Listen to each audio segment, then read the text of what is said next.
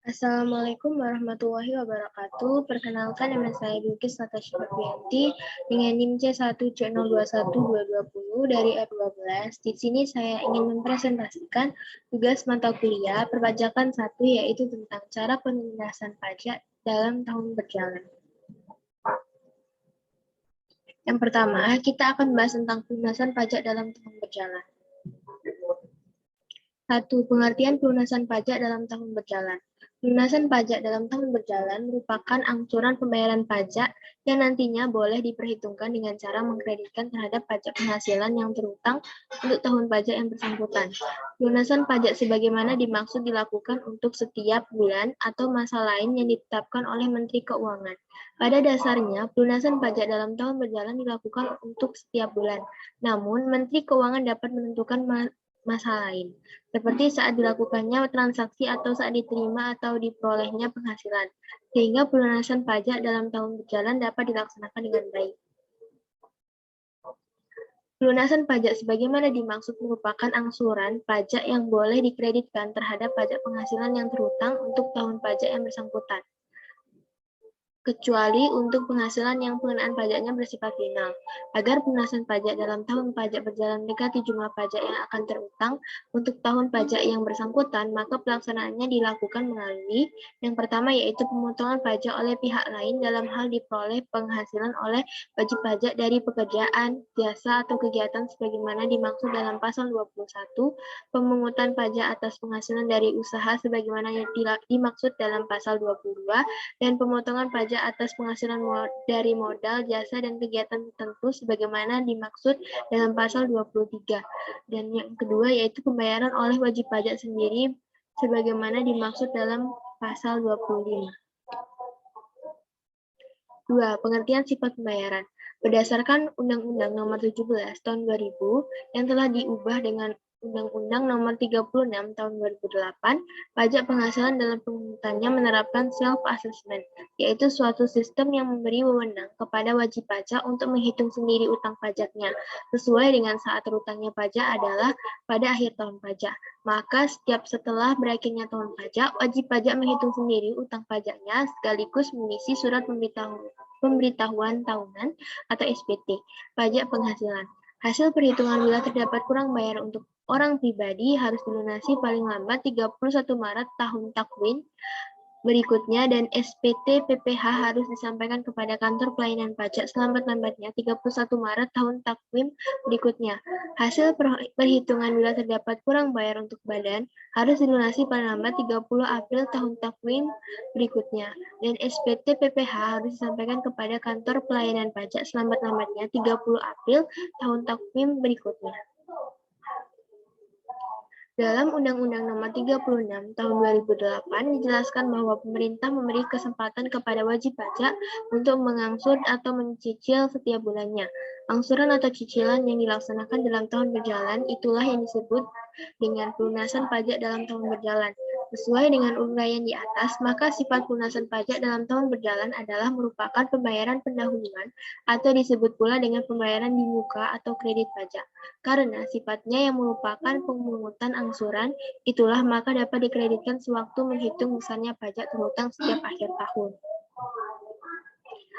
Selanjutnya, kita akan membahas tentang macam pemungutan pajak di pajak penghasilan, yaitu sebagai berikut.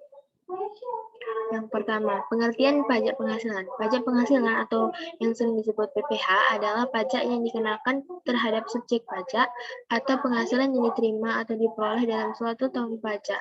Pengertian pajak penghasilan itu adalah pengertian dari pajak penghasilan. Lalu yang kedua yaitu dasar hukum pajak penghasilan.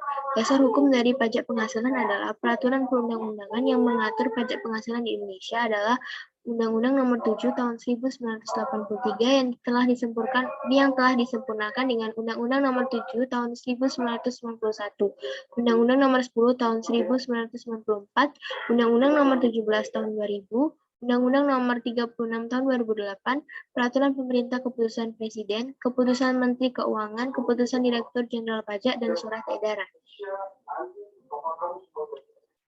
3. Jenis-jenis pembayaran. Yang pertama ada pajak penghasilan pasal 21. Pajak penghasilan atau PPh pasal 21 adalah pajak atas penghasilan berupa gaji, upah, honorarium, tunjangan, dan pembayaran lain dengan nama dan dalam bentuk apapun sehubungan dengan pekerjaan atau jabatan, jasa, dan kegiatan yang dilakukan oleh orang pribadi subjek pajak dalam negeri, sebagaimana dimaksud dalam pasal 21 Undang-Undang Pajak Penghasilan.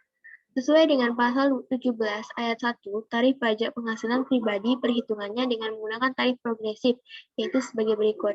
Yang pertama, wajib pajak dengan penghasilan tahunan sampai dengan 50 juta adalah tarifnya sebesar 5%. Lalu wajib pajak dengan penghasilan tahunan di atas 50 juta sampai dengan 250 juta adalah tarifnya sebesar 15%. Lalu wajib pajak dengan penghasilan tahunan di atas 250 juta sampai dengan 500 juta, tarifnya adalah 25%. Wajib pajak dengan penghasilan tahunan di atas 500 juta, tarifnya sebesar 30%. Untuk wajib pajak yang tidak memiliki NPWP dikenai tarif 20% lebih tinggi dari mereka yang memiliki NPWP. 2. Pajak penghasilan pasal 22. PPh pasal 22 merupakan pajak yang dikenakan pada badan usaha baik milik pemerintah maupun badan usaha swasta yang melakukan kegiatan ekspor dan impor. Pajak jenis ini memiliki tarif yang bervariasi dan bergantung dari pemungut serta objek dan jenis transaksi. Besarnya pemungut pajak penghasilan pasal 22 ditetapkan sebagai berikut. Yang pertama ada atas impor, yaitu terbagi lagi yang menggunakan angka pengenal importir atau API sama dengan 2,5% dikali nilai impor. Dan API sama dengan 7,5% dikali nilai impor. Lalu yang tidak dikuasai sama dengan 7,5% dikali harga jual lelang. Yang kedua yaitu atas pembelian barang yang dilakukan oleh DJPB, bendahara pemerintah, BUMN atau BUMD sama dengan 1,5% dikali harga pembelian dan tidak termasuk PPN yang tidak final. Lalu untuk info lebih lanjut dapat dilihat secara langsung pada pasal 22 pajak penghasilan. Yang ketiga, pajak penghasilan pasal 23.